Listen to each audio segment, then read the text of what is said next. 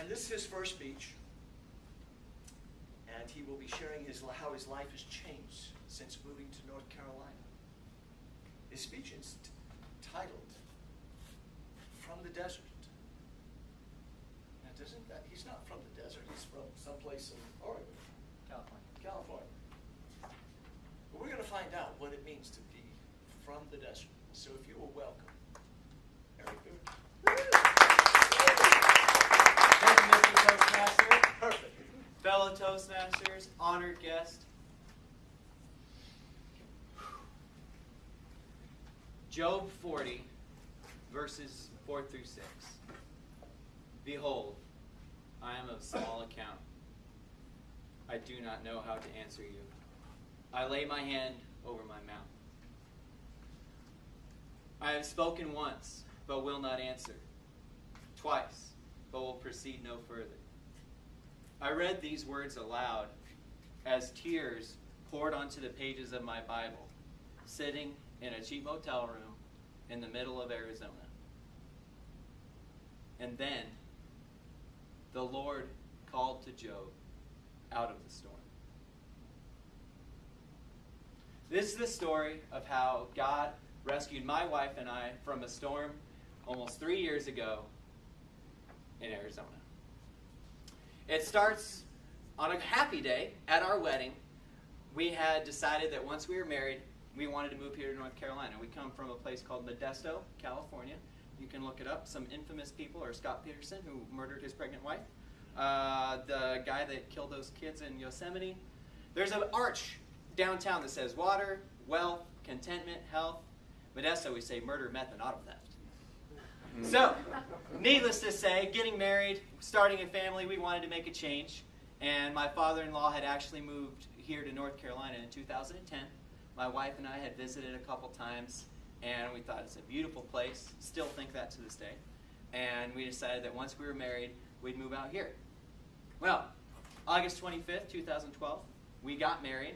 A couple days later, having no money, because weddings are not free, we packed whatever we could into our little Ford Escort and started our journey to North Carolina. After about a day and a half of driving, 400 miles from the New Mexico border, our precious little white Ford Escort blew a head gasket. We were towed 40 miles back to the nearest town, if you could call it that. It had no post office, and had to sell our car for junk. We got $100 for it. And there I am in the motel room, bawling my eyes out, thinking there must be a way that God is going to use this for good. There must be a way that God is going to use this for good. I had no idea what it was going to be. All of our plans had just fallen into nothing. But with help from parents, we were able to get some bus tickets. We hopped on the Greyhound. We threw out about 2/3 of all of our stuff because you can't fit as much as you can in a suitcase as you can in an Escort. So we packed what we could into suitcases, hopped on the Greyhound, and after about 2.5, 3 days, it felt like an eternity, riding on the Greyhound bus, we stepped off Charlotte, North Carolina, September 2nd, 2012. And to underscore our poor situation, the Greyhound lost our luggage. Oh, no. So here we are, staying at my father-in-law's, no job, no car, nothing but the clothes on our back. Now, fortunately, after a few days, the Greyhound did return our stuff. So we really had no idea what we were going to do. We knew that we needed to find jobs. There was a day, my wife and I, we needed to go to the store to pick up a pack of cigarettes. Having no car, we walked, and we passed a cigar shop, which was much closer than the gas station, which was a couple blocks away. So I thought to myself, hey, cigar shop, they'll at least have American spirits. So I went inside. Sure enough, all they had was American spirits and cigars. And I see right there by the register one of those Indians, like in Seinfeld. And it's holding a sign. It says, Men's Bible Study, Wednesdays, 7 o'clock. On my way home, I think to myself, hey, today is Wednesday. It would make sense, since this is clearly walking distance, for me to walk back and come to Bible study. I've got nothing else going on, no car, no job, nothing to do. So I show up, I walk in, Smoke everywhere. It's McCraney's for those of you who may have been there before. Smoke everywhere. I'm the only guy in the room under the age of 40. And I say, hey everybody, my name's Eric Bierke. I have no job, no car, no money. I live with my in-laws. I took the bus here. If anybody knows where I could get a job, I would be eternally grateful.